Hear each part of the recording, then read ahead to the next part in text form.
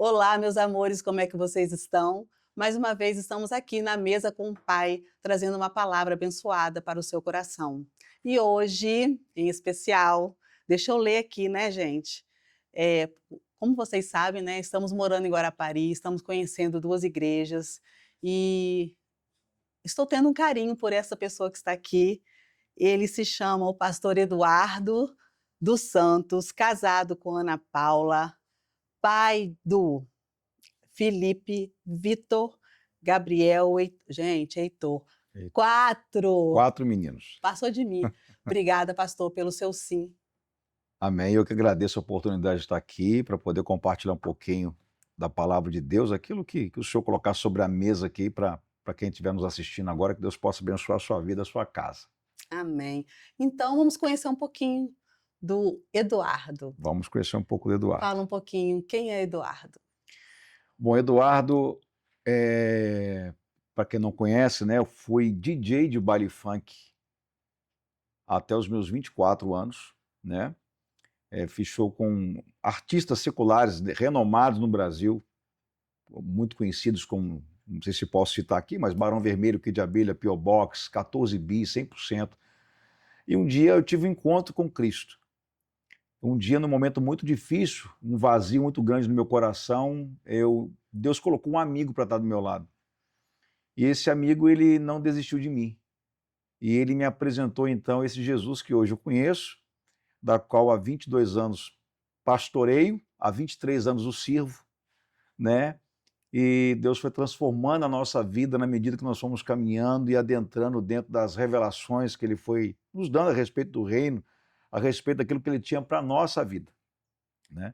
Uhum. Então, sou casado há 22, sou pastor há 23, não sou casado há 22 e sou pastor há 21 anos. Me errei na conta, eu sou casado há eu vou fazer 23 anos de casado. Vamos trazer a Ana Paula aqui para depois ela reclamar. Eu sou pastor, sou casado há 23 anos e sou pastor há 22. Logo, interessante que eu sempre falo, Jane, que quando eu casei, o Senhor não me permitiu viver a minha vida. Porque quando eu casei, eu queria desfrutar, viajar, fazer muitas coisas com a minha esposa. Uhum. E logo no primeiro ano de casamento, eu já estava tomando conta de uma congregação, de uma igreja.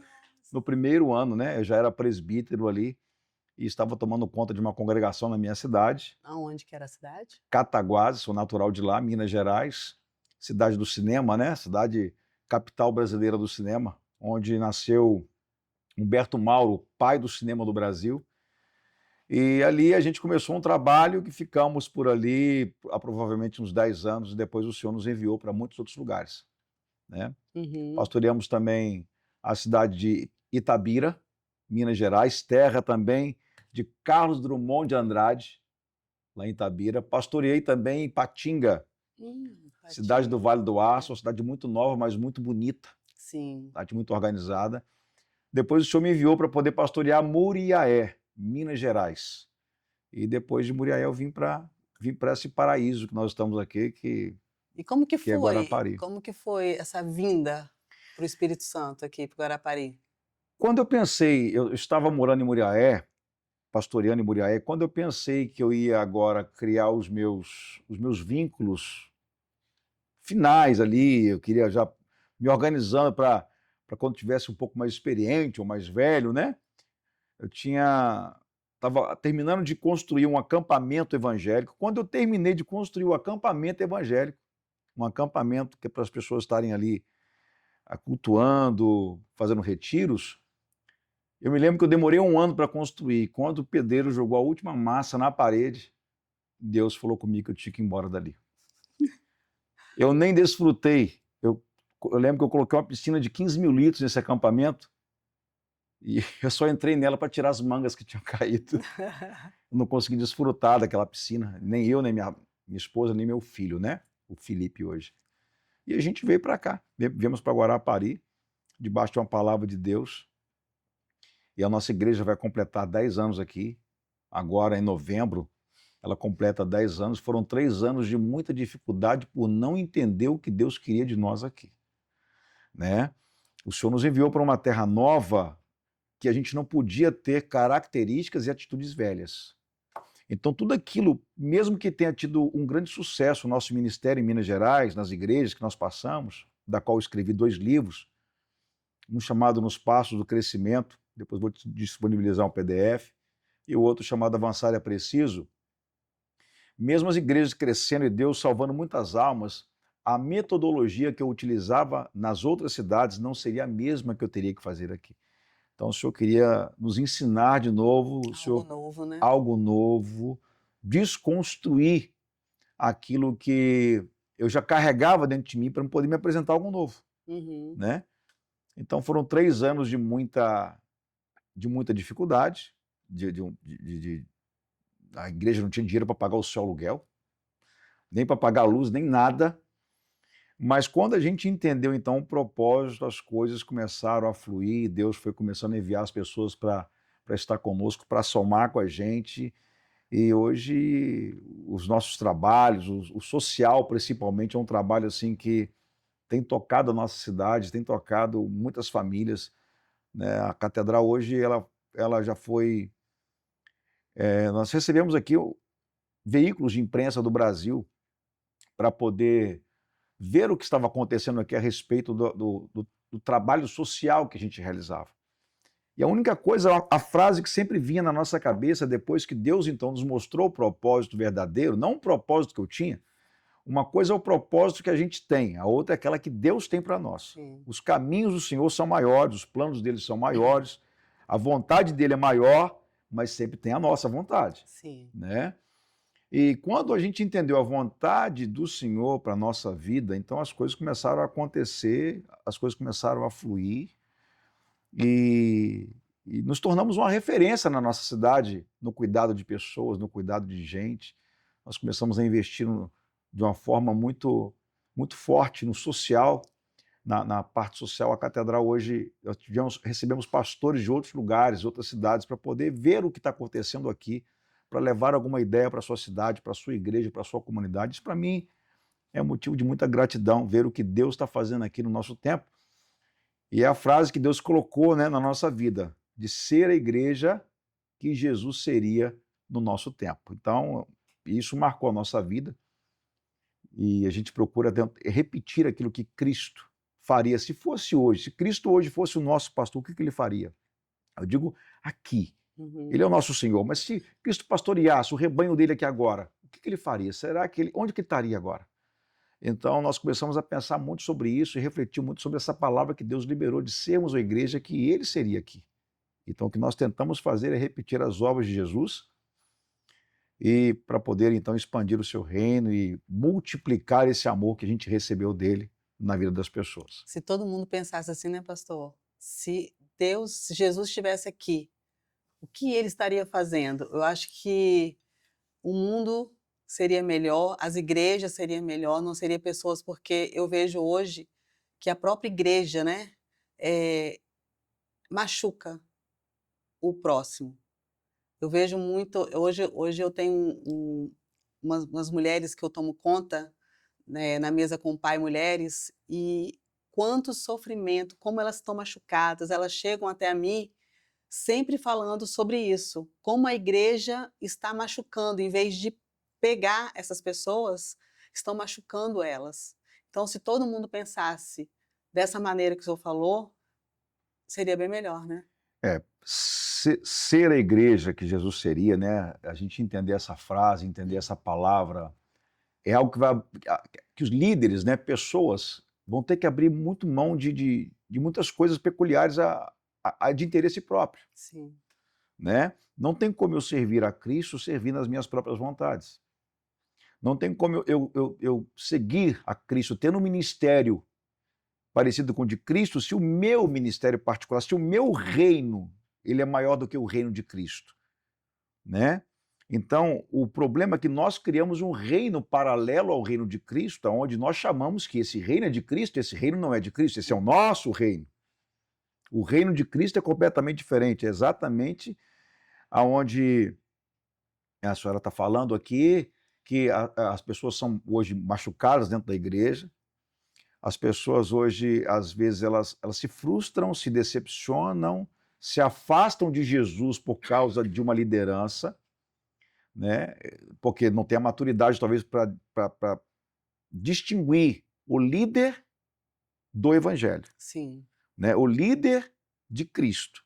Então, se um líder, se um pastor hoje, de repente, ele dá uma palavra, ou ele dá um aconselhamento, ou utiliza a tribuna ou o púlpito para poder falar alguma coisa que vai entristecer ou machucar essa pessoa, ela joga aquela responsabilidade para Jesus. Então, ela se afasta da igreja por causa daquele líder, mas, na verdade, ela está se afastando de Jesus, né? Então, esse é um grande desafio do nosso tempo, um desafio porque líderes resolvidos, homens e mulheres resolvidos, curados, eles curam pessoas. sim, E muitas das vezes as pessoas estão feridas nos altares, feridas com os microfone nas mãos. E quando eu estou ferido, a intenção é ferir outras pessoas. Mas quando eu estou curado, a minha intenção é curar outras pessoas. Eu só posso dar aquilo que eu recebi. Eu só posso compartilhar aquilo que eu tenho. Então, se eu tenho amor, eu compartilho o amor. Se eu tenho feridas, eu vou ferir os outros, eu vou compartilhar as minhas feridas, as minhas dores, né? Então, eu sempre digo isso, que se a gente alinhar o nosso coração ao coração de Cristo, nós vamos conseguir fazer muito mais do que temos feito. verdade. Voltando ao assunto, quando você era DJ, Vamos lá. como foi esse encontro? Fala um pouquinho assim, como que aconteceu para você sair desse meio, porque não, todo mundo sabe que não é fácil sair do mundo, né? Porque o mundo está aí, né? Bandejas e mais bandejas Sim. para ser tudo mais fácil. Como é que foi esse encontro com Deus? Foi num momento muito difícil, né?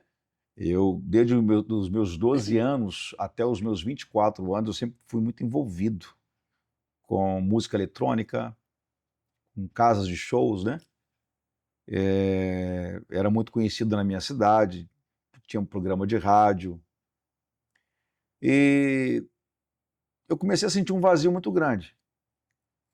Um vazio muito grande. Eu me lembro que eu ia na igreja católica ainda, mas eu não conseguia encontrar ou preencher esse vazio que dava dentro de mim. E eu me lembro de um último show que eu realizei, e já estava assim, com o coração decidido a abandonar aquilo, mas não sabia para onde eu iria. E deu uma confusão tão grande naquele show, que eu fui apartar uma briga. Deu uma confusão lá, eu fui apartar essa confusão e de repente alguém sacou um revólver e deu um tiro no chão, e esse tiro no chão pegou no meu calcanhar, né? Pegou no meu tornozelo, melhor dizendo. E eu me lembro que eu fui ferido pro hospital, achei que eu ia morrer com um tiro no tornozelo. E ali eu comecei então a refletir. Será que era esse o caminho que Deus tinha para a minha vida? Porque eu não conhecia Jesus. Uhum. Eu conhecia Deus. Falava muito em Deus. Deus te abençoe, vai com Deus, né? Mas eu precisava conhecer o Filho. A revelação do Filho. E eu não conhecia o Filho. Então eu me lembro que uma das minhas orações era: será que é isso que Deus tem para a minha vida? Então eu comecei a refletir e a orar da minha maneira, porque eu ainda não conhecia, e Deus enviou um amigo que também fazia shows, que havia convertido, chamado Luiz Henrique. E esse rapaz, ele ficou um mês do meu lado, caminhando comigo, para onde eu ia, ele estava indo.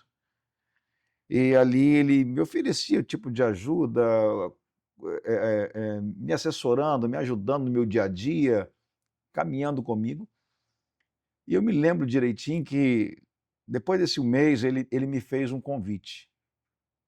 Ia acontecer um culto do amigo na igreja dele, e o pastor havia pedido para ele levar o seu melhor amigo. Então ali ele me revelou que o melhor amigo que ele tinha era eu. E eu fiquei nessa dívida com ele, porque ele um mês me ajudando, e eu falei assim: eu preciso pagar essa dívida. E eu marquei com o Luiz, me lembro perfeitamente, uma quarta-feira dele na minha casa, e me conduzi até a Igreja Batista Memorial, do meu saudoso pastor que me batizou. Saudoso não, tá vivo o pastor Geraldo Furtado, mas saudoso porque jubilou, né? Era para estar com a gente aqui. Eu me lembro que na quarta-feira eu cheguei, na verdade, o Luiz foi na minha casa me chamar e naquela hora eu desisti. Então eu perdi o culto do amigo, mas a dívida com ele ficou. Na outra quarta-feira também eu não fui. Eu me lembro que na terceira, quarta-feira, a minha mãe me entregou para ele. Eu morava com a minha mãe, solteiro ainda, né? A minha mãe falou assim, pode descer que ele está aqui. E aí ele desceu, morava na parte mais baixa assim, da rua, da minha casa. E o Luiz então me levou para a igreja. Quando ele me levou para a igreja, essa igreja batista memorial, que foi o mesmo dia que eu conheci a minha esposa. Ela era de lá. Ela era de lá, minha sogra era de lá. Eu já conhecia minha sogra já me conhecia, porque eu era conhecido na cidade, né? E quando eu cheguei na igreja, minha sogra falou assim, Eduardo, você aqui, eu quero te apresentar a minha irmã. Ela não mentiu, porque a filha dela é irmã dela em Cristo. E no final do culto, ela me apresentou, então, a Ana Paula, que hoje é minha esposa, mãe dos meus filhos, né? Casado há 20 e poucos anos. E ali, naquele culto, o pastor, então, começou a falar a minha vida. O pastor Geraldo Furtado começou a falar tudo que eu estava vivendo, o vazio que eu sentia, a tristeza que eu sentia. Às vezes você tem recurso, mas não é feliz. Eu tinha recurso, mas não era feliz. Eu tinha dinheiro, mas não era feliz. Eu tinha um certo conhecimento na cidade e na região, mas eu não era feliz. Havia um vazio dentro de mim. E ele foi falando aquilo. Quando eu me dei por si, eu já estava lá na frente aceitando Jesus. Numa quarta-feira. Eu estava lá na frente aceitando Jesus. Nesse período, eu era proprietário de uma fábrica de biscoito. Com o dinheiro dos eventos, eu sempre fui um pouco empreendedor e eu comprava algumas coisas. Então eu comprei uma fábrica de biscoito ali. E depois que eu converti, eu fechei a fábrica. Eu quebrei. Né? Eu me lembro que não foi numa quarta-feira aceitei a Cristo, 15 dias depois eu já não tinha mais a fábrica. E o meu pastor Geraldo, eu me lembro que eu telefonei para ele e falei, pastor, as coisas estão muito difíceis. Depois que eu fui para a igreja, depois que eu aceitei a Cristo, depois que eu me converti, eu quebrei. E ele falou comigo assim, me lembro até hoje no telefone, aqueles telefones antigos, celular antigo, ele disse assim, Eduardo, qual livro você está lendo? Eu falei, aquele que o senhor falou para mim, o livro de João. Ele, não, mas não é João, não, é Jó. Lê Jó, lê Jó.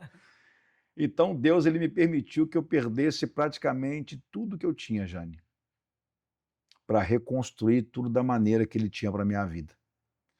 E assim foi a nossa conversão.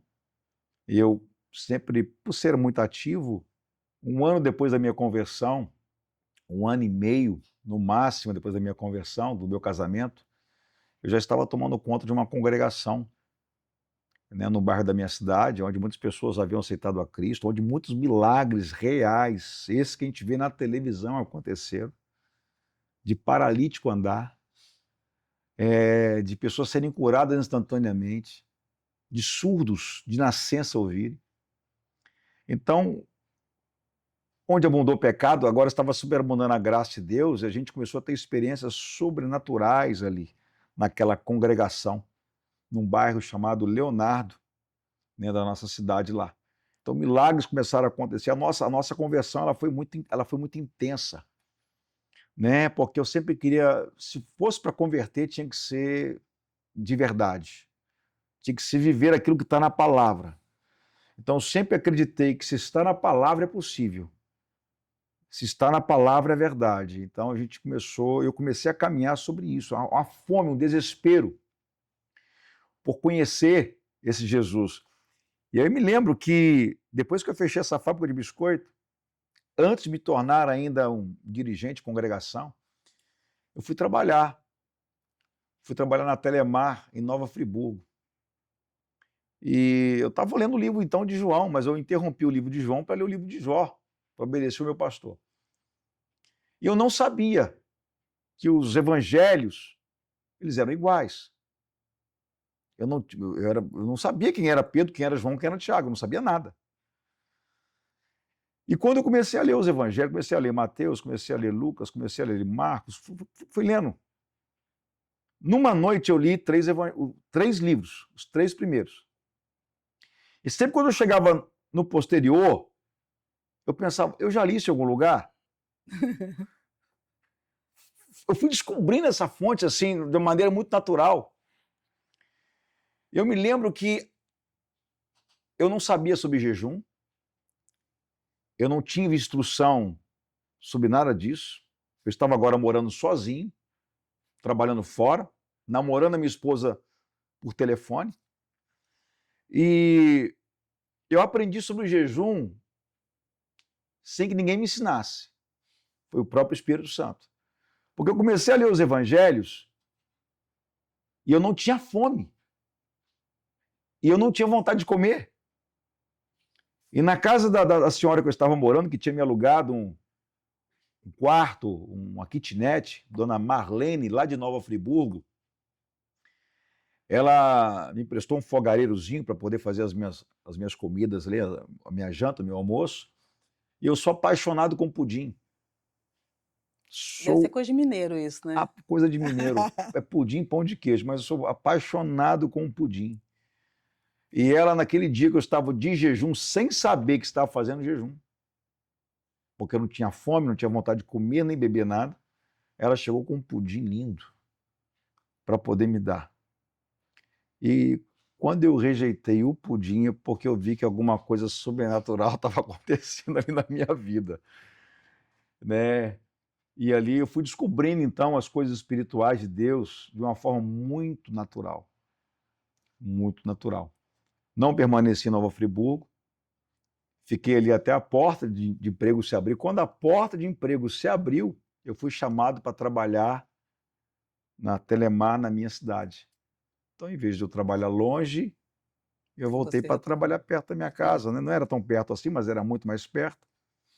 E ali casei com a minha esposa e um ano e pouquinho depois, então, nós assumimos essa congregação no bairro Leonardo, em Cataguás, uma congregação da Igreja Metodista Wesleyana, em Cataguás. Ficamos ali por algum tempo, ganhamos um terreno, construímos uma igreja, batizamos centenas de pessoas, milagres palpáveis aconteciam lá.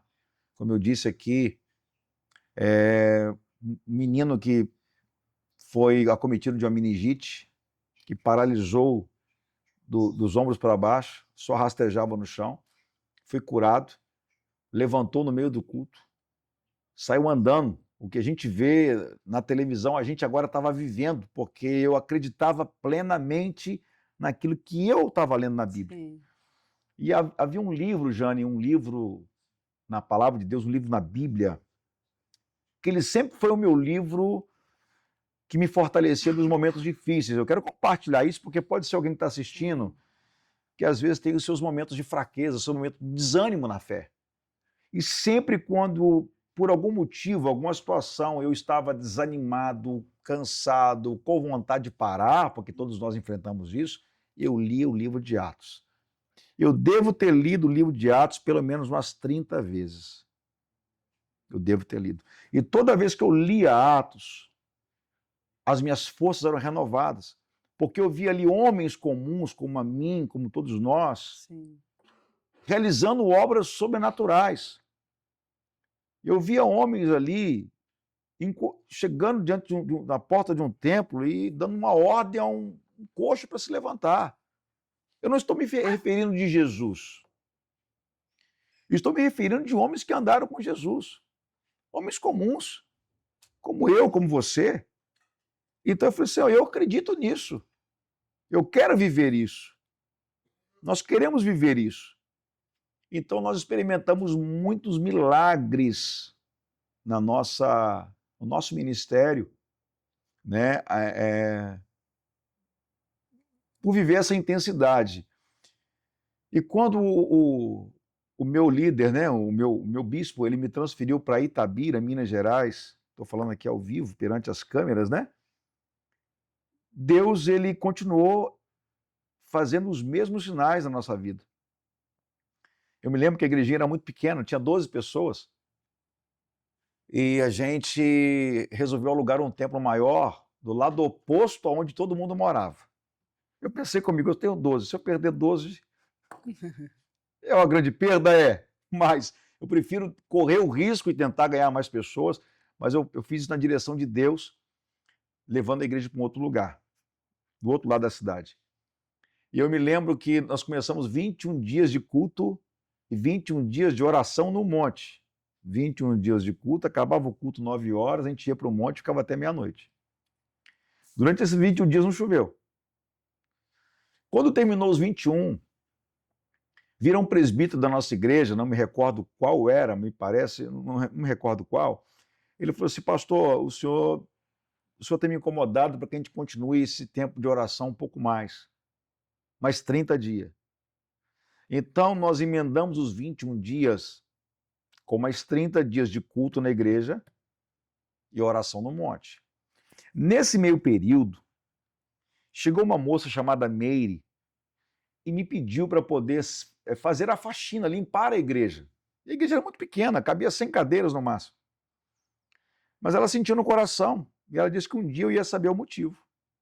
E ali a gente passou a chave da igreja para ela, ela começou a limpar então a igreja para os cultos.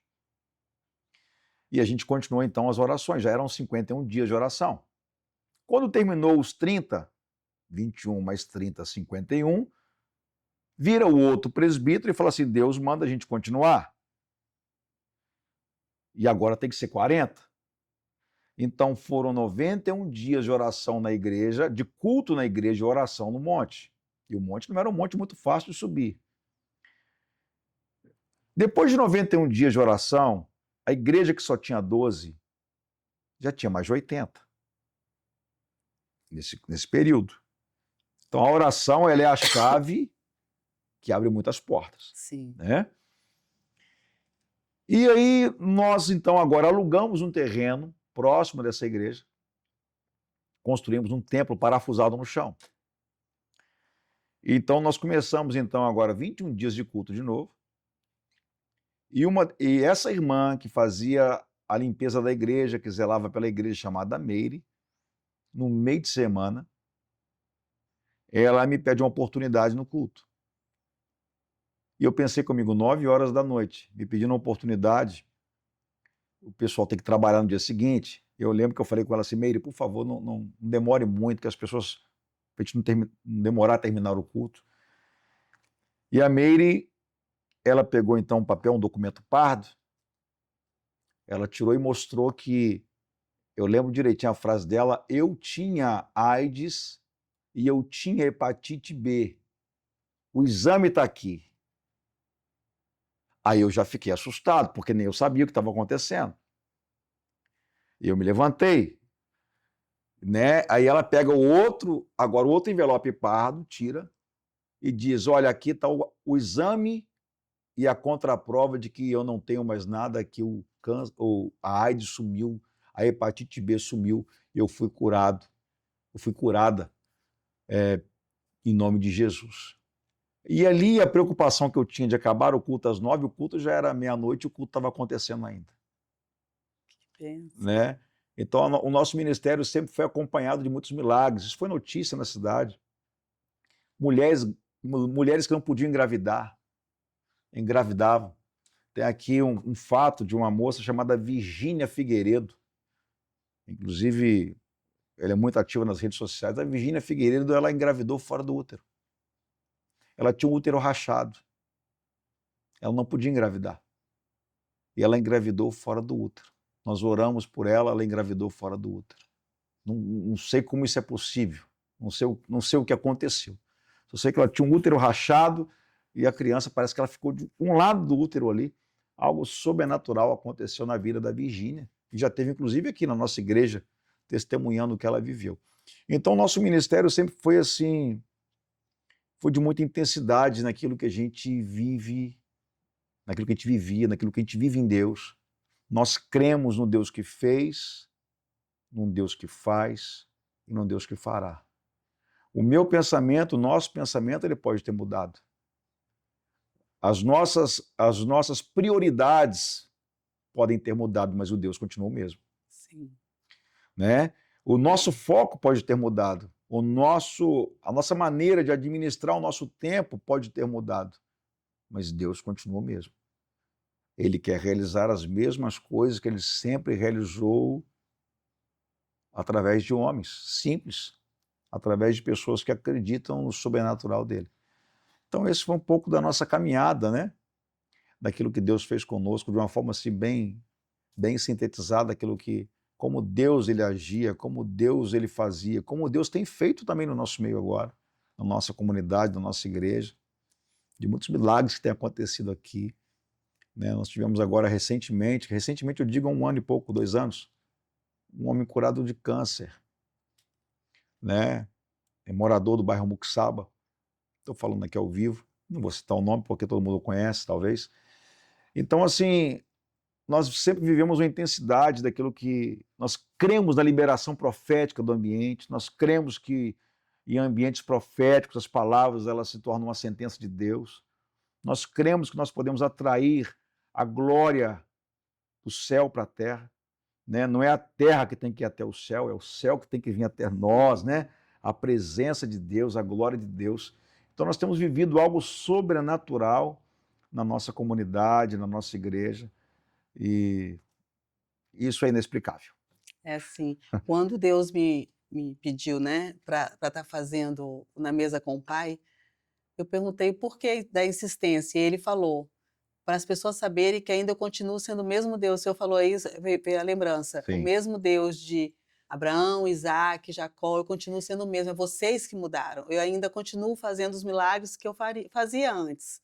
Então, eu ia até perguntar isso, por que essa falta de a gente não ver mais isso nas igrejas, né? De não ver esses milagres que antigamente a gente via. Via. Na época da minha mãe, eu lembro da minha tia, que sempre teve o dom de cura. Eu vou citar aqui algo aqui e vou te responder a sua pergunta. A gente estava no culto de quinta-feira na cidade de Cataguases, onde uma jovem chamada Janice, surda de nascença, até então casada com um irmão chamado João Batista. Eu me lembro que no culto de quinta, eu havia dito para ela que eu iria ungir o ouvido dela 15 cultos. Não sei por quê. O Senhor havia me incomodado, e eu falei, Janice, falei com o marido dela, eu vou te ungir, né? Ela falava em Libras, né? Vou te ungir durante 15 dias. Eu ungi ela na primeira quinta, eu ungi ela na segunda quinta, eu ungi ela na terceira quinta. Às quintas-feiras eu que ministrava. Eu tinha o meu pastor, falecido pastor, mas eu que ministrava nas quintas-feiras. Na quarta quinta-feira ela havia esquecido o aparelho em casa. Ela tinha um aparelho auditivo que ajudava ela a ouvir alguma coisa. Muito pouco. E eu me lembro que durante a pregação, a Janice, ela grita no meio do culto, levanta a mão na hora da pregação e começou a falar de uma forma muito embolada que ela estava ouvindo. Ela estava ouvindo. E aquilo foi algo assim sobrenatural que aconteceu na nossa igreja. Mas por que eu acho que os milagres eles cessaram? Porque o nosso coração mudou. O coração da liderança tem sido transicionado. Existem muitos homens de Deus ainda. Mas o coração do homem, ele está com outra prioridade. O coração da igreja, quando eu falo igreja, eu não estou me referindo à igreja de Cristo, mas à igreja terrena, não a triunfante, a militante, né? Mudou. Eu tenho saudades da pureza, eu tenho saudades da inocência. Eu tenho saudades de quando o reino era um só. Eu tenho saudades de quando pastores todos estavam juntos pela mesma causa. Eu tenho saudades disso tudo. A Bíblia diz em Atos capítulo 2, versículo 43, 44, 45, 46, 47, que os apóstolos todos eles estavam juntos e tinham tudo em comum. E perseveravam na doutrina do pão, na casa, no templo. Perseveravam na doutrina. Embaixo vai dizer, e muitos milagres se faziam por meio dos apóstolos. E Deus acrescentava aqueles que haviam de herdar a salvação. Então, eles estavam juntos. Qual que é a diferença hoje que eu vejo? Hoje em dia há uma seletividade de unidade. tem pastores que não querem andar com outro pastor, tem pastor que não quer estar junto com aquele lá. Então, querendo ou não, há uma divisão do reino, Sim. onde cada um luta pelo seu próprio reino, aquilo que eu disse no início. Aham. Enquanto eu tiver o meu reino, não tem como o reino de Cristo ele se manifestar na minha vida.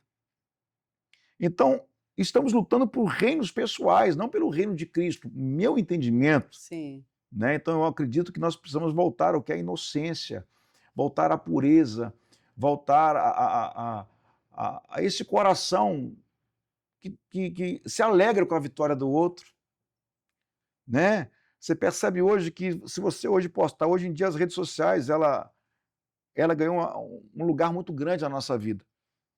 E se você postar uma conquista sua, Jane, pouquíssimas pessoas vão te parabenizar, Verdade. pouquíssimas pessoas vão curtir aquilo que você colocou, mas se você colocar que você perdeu alguém na sua família, que aconteceu uma desgraça na sua família, na sua casa, muitas pessoas vão curtir e vão participar disso. Porque as pessoas elas têm mais interesse em participar do seu fracasso do que da sua vitória. Verdade. Então, a prioridade ela mudou. Antigamente a gente era feliz, né? A gente se sentia feliz quando alguém conquistava algo, quando alguém alcançava algo, mas agora se você conquista algo, as pessoas ficam preocupadas com aquilo que você está conquistando. É. Então elas querem ser participantes da sua dor, mas não querem ser participantes da sua vitória. É verdade. Não querem ser participantes com aquilo que está dando certo, com seus frutos. E às vezes o fruto da minha vida que eu não vejo acontecer tem muito a ver com o fruto na vida do meu irmão que está dando. Uhum. Muitas vezes o fruto que hoje eu não consigo ver, porque as estações do ano, não tem árvore que dá fruto o ano todo. Então cada árvore ela dá fruto no período. Como que eu vou ter fruto o ano todo? Me alegrando com o fruto do meu irmão. Sim. Então pode ser que eu venha dar fruto num tempo na minha vida, mas eu pare de dar. Mas agora é a Jane que está dando fruto, então se eu me alegrar com a Jane, o fruto da Jane também é meu fruto. Sim. Então nós precisamos começar a aprender a celebrar aquilo que os outros conquistam, aquilo que os outros, os frutos do nosso próximo. Então acho que essa pureza, essa alegria, né? Se você ler lá a parábola da dracma perdida, quando encontrou a dracma, o que aconteceu? Ela foi até a vizinha para se alegrar, para comemorar, né? A conquista dela, a alegria dela Sim. de ter encontrado, né? Então isso é compartilhar a alegria, celebrar a vida do próximo. O segredo da minha vida nunca vai estar na minha vida, vai estar na vida do próximo. Sim. A vitória que Deus tem para mim não está na minha vida, está na vida do próximo. A Bíblia diz em Jó 42:10 que quando Jó orava pelos seus amigos, Deus restituiu tudo que Jó havia perdido. Então o segredo de Jó estava onde? Nos amigos. A oração pelos amigos, né?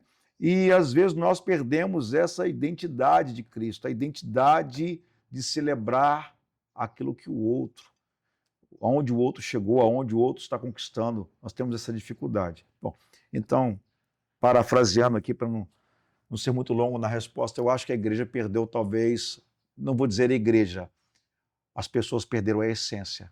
Sim. A essência da simplicidade. Jesus é simples. E trocamos pelo sofisticado. E trocamos pela necessidade de mostrar. Então, eu acho que aquela essência genuína do Evangelho, ela foi se perdendo ao longo dos anos da caminhada. E tem muita gente querendo algo novo. Uhum. Senhor, me dá uma palavra nova. Nós não precisamos de uma palavra nova. Senhor, o que o Senhor tem de novo para mim? Nós não precisamos de nada de novo.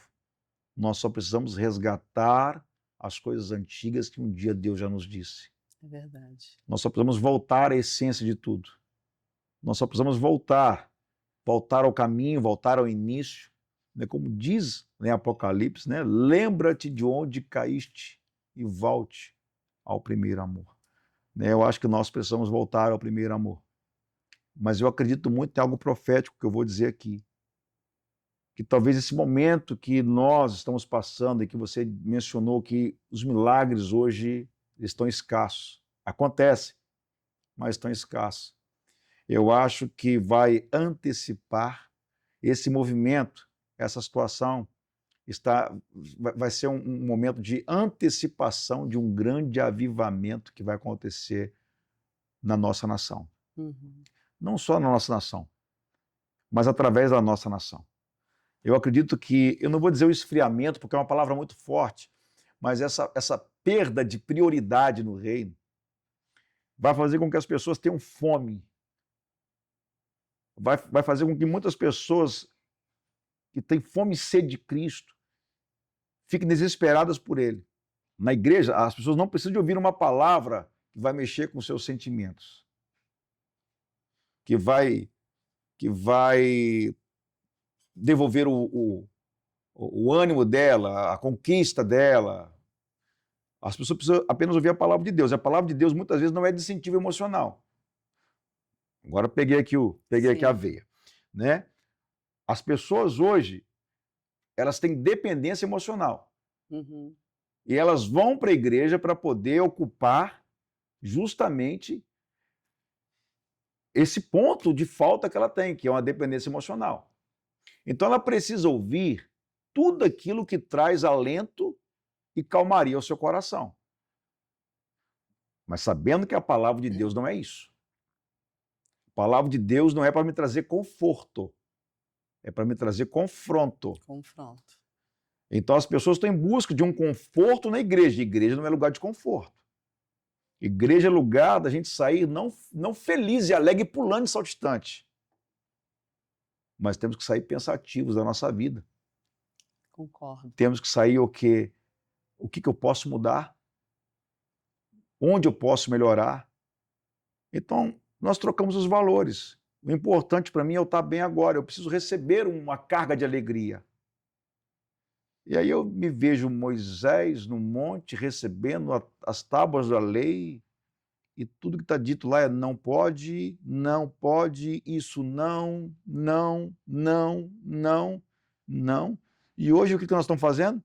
Sim, Pode. isso você pode, Tem nada a vai dar ver. certo, vai acontecer. Por quê? Porque as pessoas estão dependentes emocional de uma palavra Sim. para poder viver aquilo. Mas em contrapartida, nós, em vez de ajudarmos essas pessoas, elas estamos piorando a sua situação.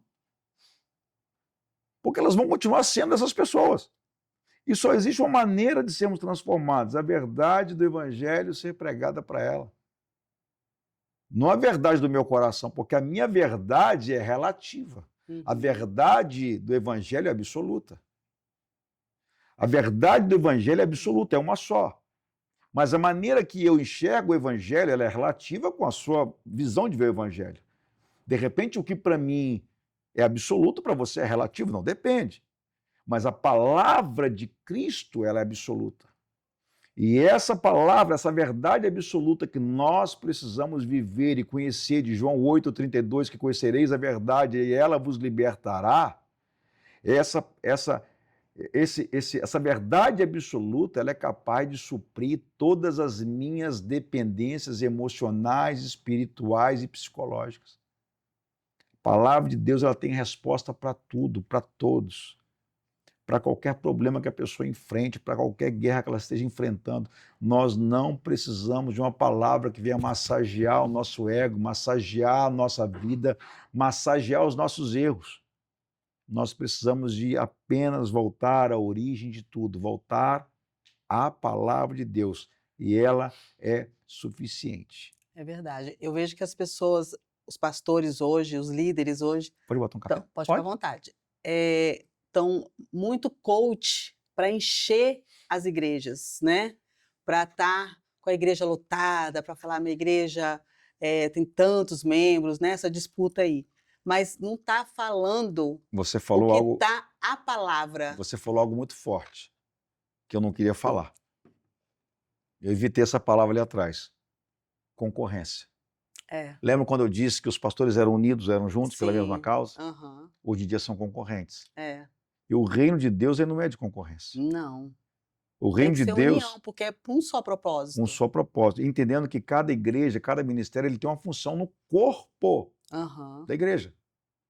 Tem igrejas que elas são voltadas para o trabalho social, tem outras para o trabalho de libertação, Sim, outras para o trabalho de consolidação, outras para vários tipos de trabalhos diferentes. Então nós temos que entender que cada igreja ela foi chamada para trabalhar e se desenvolver numa área. E nós queremos que comparar uns com os outros. sim. E a comparação é algo muito ruim. Porque a comparação foi a síndrome de Lúcifer. Lúcifer disse: eu subirei e serei semelhante ao Altíssimo. E colocarei o meu trono sobre o trono dele. Então, quando a gente começa a comparar, a querer criar uma disputa de quem De é ego. melhor, de ego, ali é o início de uma queda. É, Mas se nós trabalhássemos em conjunto, né?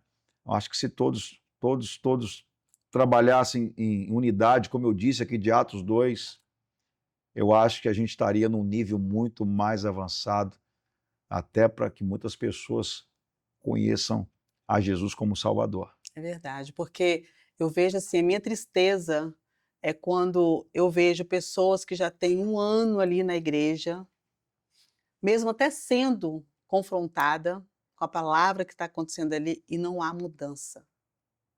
Não há uma E mudança. isso é muito triste, porque você sendo confrontada, foi o que o senhor falou, a gente tem que sair com aquele pensamento: "Nossa, eu tenho que mudar isso", porque todos os dias, porque nós somos pecadores, todos os dias a gente tem que mudar em algo, para ser parecido com o Senhor, né. Uhum. Então assim, se você está ali na igreja, todos os dias, e não há mudança, tem alguma coisa de errado, concorda?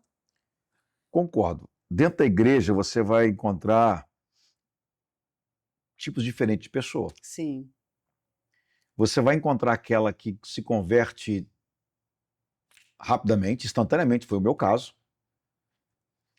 E você vai encontrar aquelas pessoas que elas, como diz o bom mineiro, água mole em pedra dura, tanto bate até que fura. Então ela vai se convertendo gradativamente, isso pode levar um tempo. E você vai encontrar as pessoas que estão ali porque o ambiente é gostoso.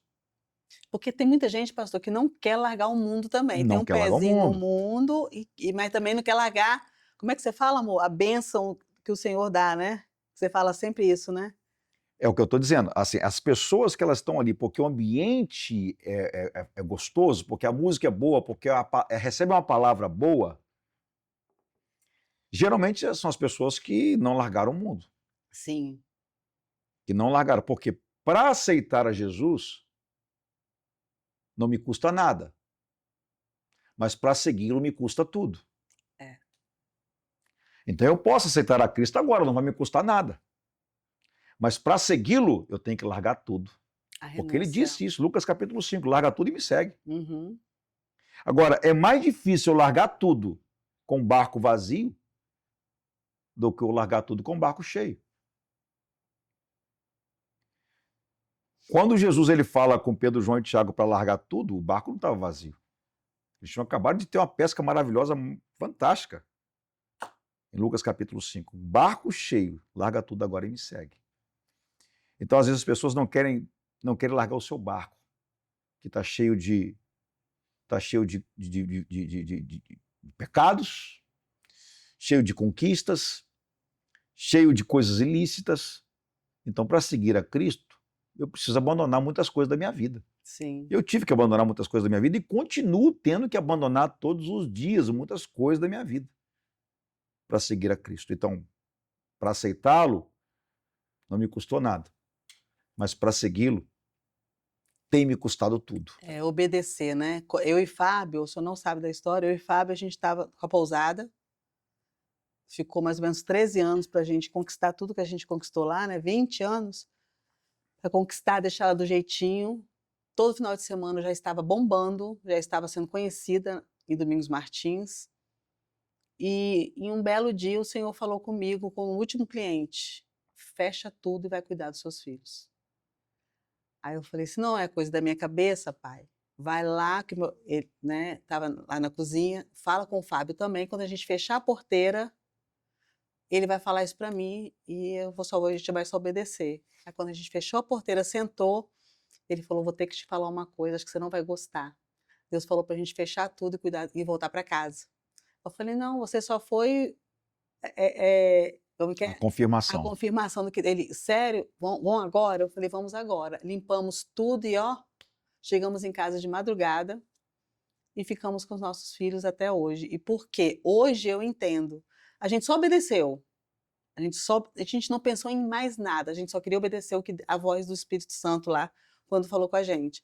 E hoje eu entendo, que eu vi uma ministração ontem, eu entendo, porque o nosso compromisso primeiro é com a nossa família, Sim, é o primeiro é ministério. o primeiro ministério. Então, como que a gente largou, tipo, mesmo meus filhos já sendo adultos, a gente estava longe deles, mas nós somos alicerce a base, né? Sim, Dos nossos filhos. Mesmo, ai, Jane, nossa, nós ouvimos assim, foi o que você falou no início aí, todo mundo quer ver a sua derrota, né? Achando que a gente largou a pousada porque porque não deu estava dando errado. certo, tal. Não, ao contrário, a gente Aham. somente obedeceu a voz de Deus, voltamos para casa, fechamos, nem nos preocupamos com nada. E quando vendemos a pousada, e hoje também estamos obedecendo para estarmos aqui em Guarapari sem ainda entender o mistério, e quando todo mundo fala assim: "Os seus filhos estão com você?", gente, lógico, meus filhos não são casados para estar perambulando por aí. Que Uhum.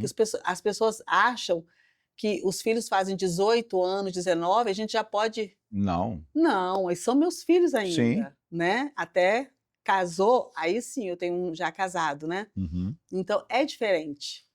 Então as pessoas, acham que a gente pode ser de qualquer jeito, servir ao Senhor de qualquer jeito, não é. Então nós largamos para obedecer.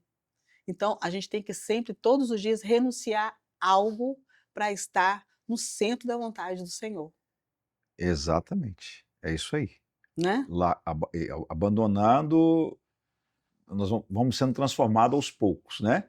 E aos poucos nós vamos deixando aquilo que nos impedia pelo caminho, Sim, para nos tornarmos, então, mais semelhantes a Cristo. sim. Não é fácil. Você fez uma pergunta no início, você lembra qual pergunta que você fez, que antecedeu aqui? Sobre a igreja, sobre a unidade, se havia... O que você perguntou? Você lembra o que você perguntou? Que as pessoas estão querendo muito igreja cheia. Tá. Deixa eu te fazer uma pergunta aqui que pode ser polêmica, depois vocês decidem se vocês querem colocar ou não, tá bom? O que que a igreja, o que que você pensa da igreja? O que que uma igreja, eu vi o seu esposo citando aqui, da igrejinha pequenininha, igrejinha... O que que a Que a gente igreja gosta. representa para você? A Igreja? igreja. Eu digo, eu não me refiro ao edifício. O edifício da igreja, o que que ele representa? Uma casa, Uma a casa do casa, pai, a casa do pai, família, família. porque quando eu vou na igreja, foi o que eu falei no E senhor no quando um filho início, está desesperado, ele corre para onde? para casa. Para a casa do pai. Então ele correria para a igreja. Então a igreja em si, ela é um lugar de esperança. Sim, A igreja é um lugar de socorro. sim. A igreja é um lugar de onde os aflitos encontram uma palavra para a sua vida. Concorda ou não? Uhum. Então podemos afirmar então que a igreja, quando eu estou passando mal, quando eu estou doente, e eu não tenho condições de ter um plano médico particular, aonde que nós recorremos? A igreja. Não, quando eu estou passando mal Ah, fisicamente, tá, o doente, hospital. o hospital, o SUS. Aham. E quando você chega no SUS para ser atendida, você paga alguma coisa? O SUS? É. Não. É gratuito? Porque o SUS está atendendo pessoas necessitadas. O SUS está atendendo pessoas que não têm condições de pagar. Elas são tratadas lá dentro. Muitas são curadas no SUS. Eu tive meu filho agora pelo SUS, não deu tempo, ele nasceu rapidamente e não tive onde correr. Foi pelo SUS. No meu momento de desespero, o SUS me atendeu. E atende muitas pessoas que estão nos assistindo aqui. Então o SUS, transportando o SUS para a igreja Casa do Pai, a igreja também é um lugar de esperança, a igreja é um lugar dos aflitos, a igreja é um lugar dos desesperados, A igreja é um lugar onde as pessoas recorrem quando estão precisando de socorro, é a igreja. Uhum. Por várias vezes, eu recebi muitas pessoas que paravam do ônibus, desciam de algum lugar sem saber que estavam na igreja para entrar para a igreja porque estavam desesperados. Tá. Mas a igreja agora começou a cobrar a entrada na igreja. A igreja agora, ela não é mais acessível para quem não tem dinheiro. Sim. O necessitado, aqueles mesmos necessitados que o próprio dono do banquete disse assim, vai nas vielas, nos becos, nos valados, e tragam todos para minha casa, o importante é que a minha casa esteja cheia. Esses não teriam condições hoje de frequentar a nossa igreja, as nossas igrejas, porque teriam que pagar. Por que pagar? Por que eu estou dizendo isso? Nós estamos falando por que os milagres sumiram. Uhum. Porque a igreja perdeu o propósito. Se hoje eu tenho na igreja, eu estou te falando isso com conhecimento de causa. E vou te falar o porquê. Se a igreja hoje em dia recebe um especialista, um pastor que tem o dom de curar, então esse pastor, transportando para o SUS, fazendo um comparativo com o SUS, ele é um especialista. Uhum. Porque um pastor de uma igreja, geralmente, ele é um clínico geral. Concorda comigo? Sim. Mas existe um especialista, aquele que tem o dom de cura, aquele que é mestre, aquele que... Então, nós temos vários tipos de ministérios dentro da igreja. E, de repente, agora, a igreja traz alguém de fora para ministrar, e agora é cobrada uma taxa na porta da igreja, onde os necessitados que precisavam ouvir aquela palavra para ser transformado não podem entrar.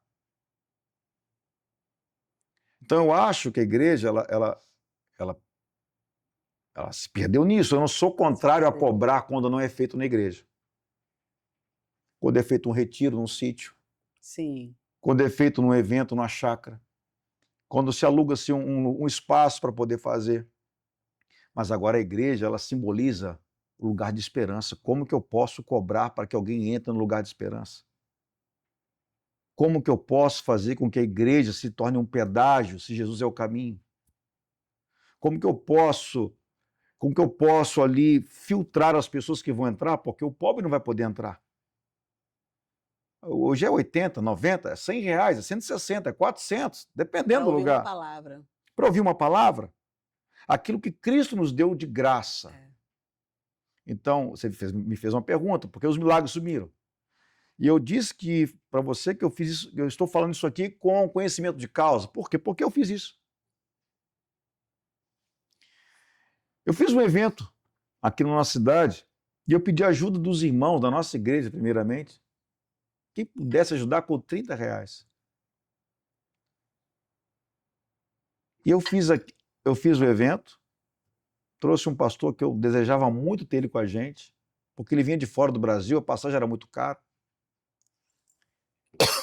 E ele esteve conosco.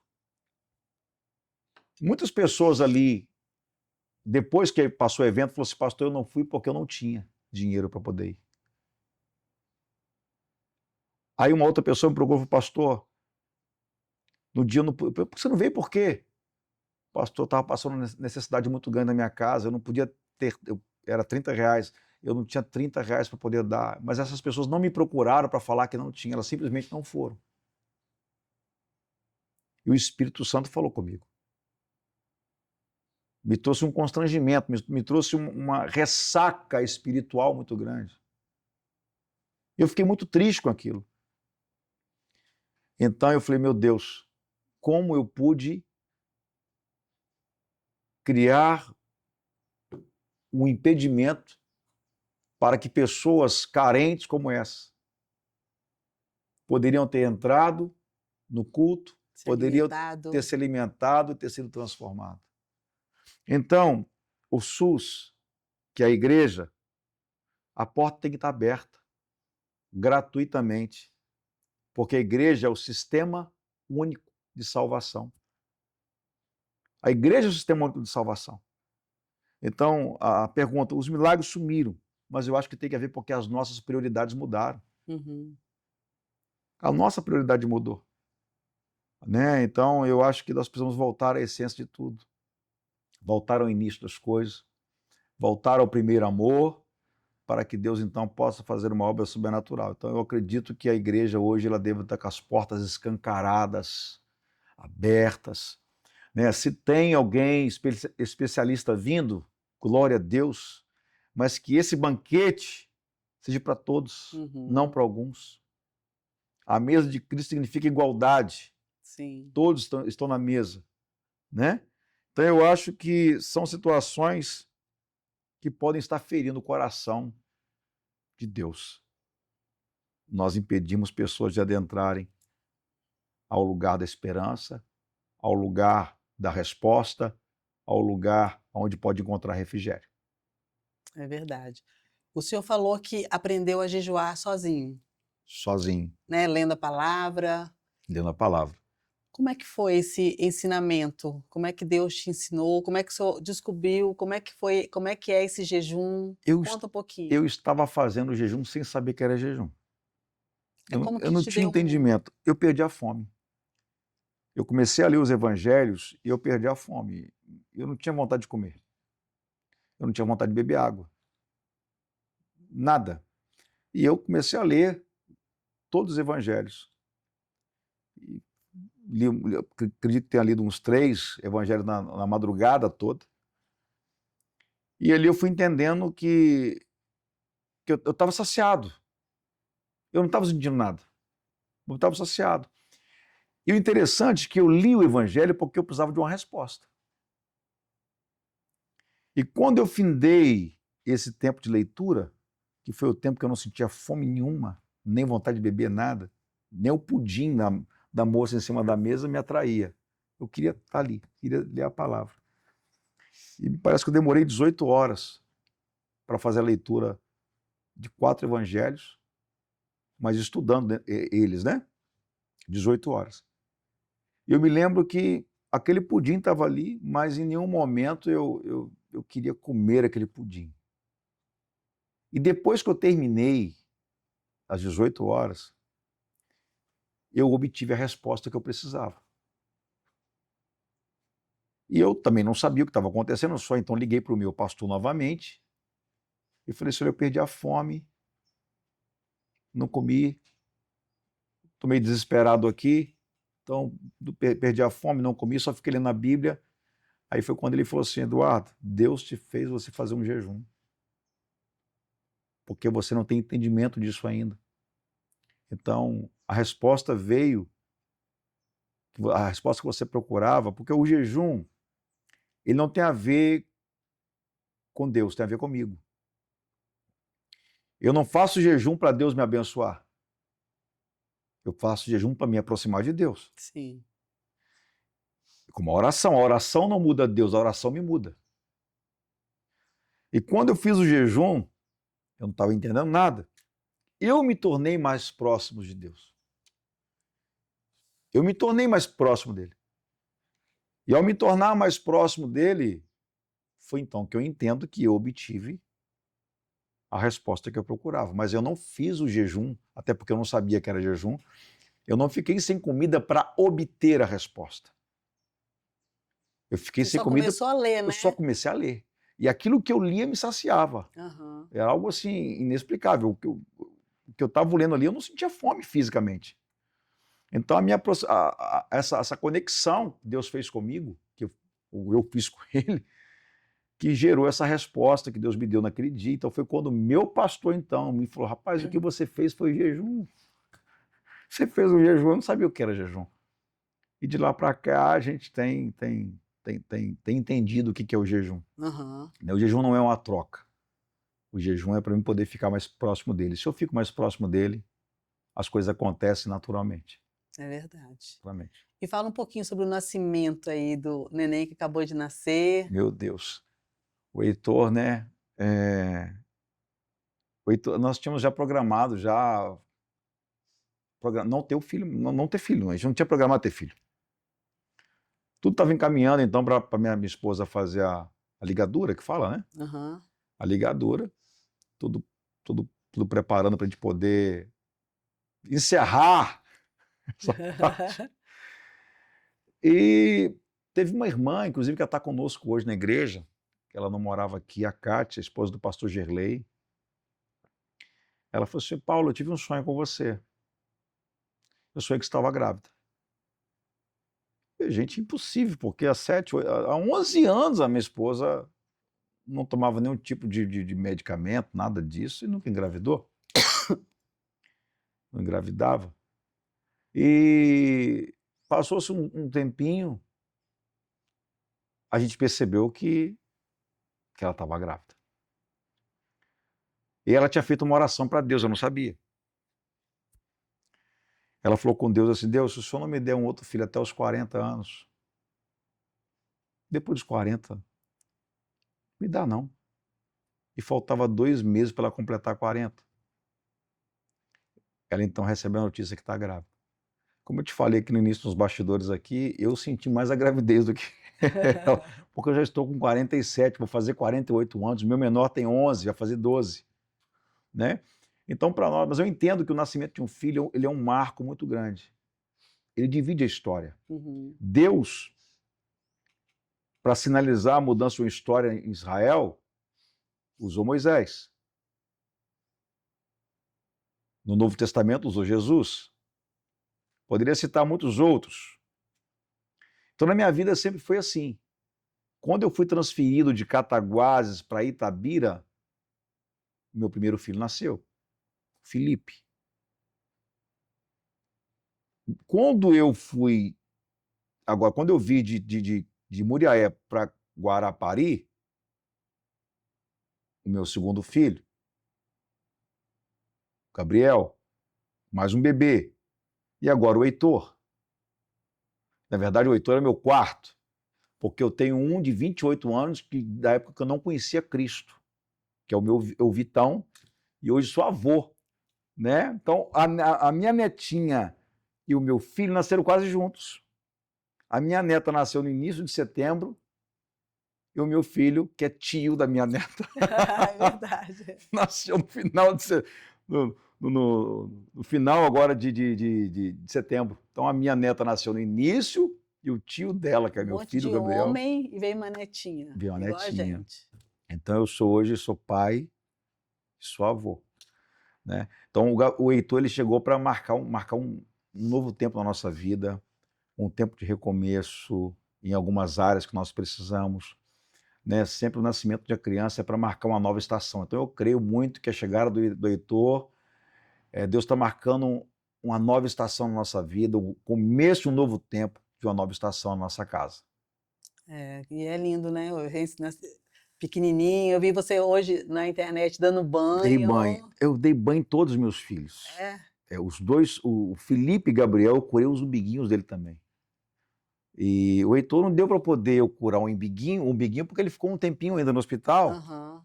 por ter sido um apressadinho e ter nascido de 7 Antes. meses, mas nasceu no tempo de Deus, né? Tá É. bem, graças a Deus. Mas eu que dei o primeiro banho nele ontem em casa, eu que dei.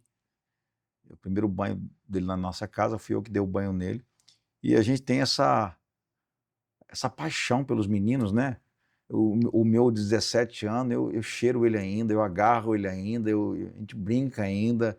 O meu outro também, o Gabrielzinho. Então nós somos uma família muito, muito unida. Eu Isso tento é bom. transmitir isso para eles, né? Esse carinho, tento transmitir, mas nem sempre foi assim. Eu já fui um religioso, já fui um pastor muito religioso e muito bravo.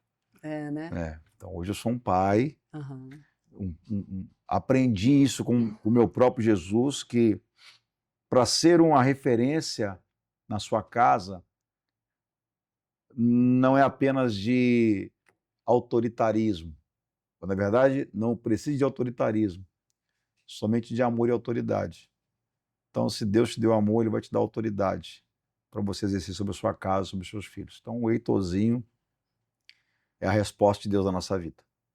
Ai, e os meus filhos já são, né? mas eu não vou dormir sem passar no quarto dos meus 2 filhos, beijar, falar que amo e É isso aí, abençoar. Isso aí exatamente. eu criei, né, crio assim, e quando a gente falou sobre a questão de, se alegrar com a conquista do próximo, eu e meu esposo, a gente faz questão, comprou um carro, traz aqui para todo mundo ver. Olha aqui ó, todo Isso mundo se aí. alegrar, foi sempre assim, comprou uma caneca, "Ó aqui que mamãe comprou", "Ah", vamos se alegrar com que essa conquista, porque é em casa que se ensina, né, Sim, pra gente se poder, alegrar.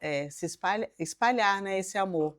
Eh, foi domingo na igreja, nós nunca tinha ouvido, foi a primeira vez que eu e meu esposo, a gente ouviu a pregação que o senhor falou sobre o peixe, porque o Senhor Deus, né, Jesus, sempre quando ele ia se alimentava com peixe, nunca com a gente, eu nunca parei para pensar do espinho estar ali tete a tete, que o senhor chamou, o senhor deu esse exemplo, eu achei Sim, assim, que foi Santa Ceia, né, lá na sim. igreja, eu achei maravilhoso, eu nunca tinha ouvido essa ministração. Você pode repetir um pedacinho pra gente? Sobre, o porquê do peixe? Porquê do peixe, né? A gente sempre viu Jesus com seus discípulos comendo um peixe na brasa.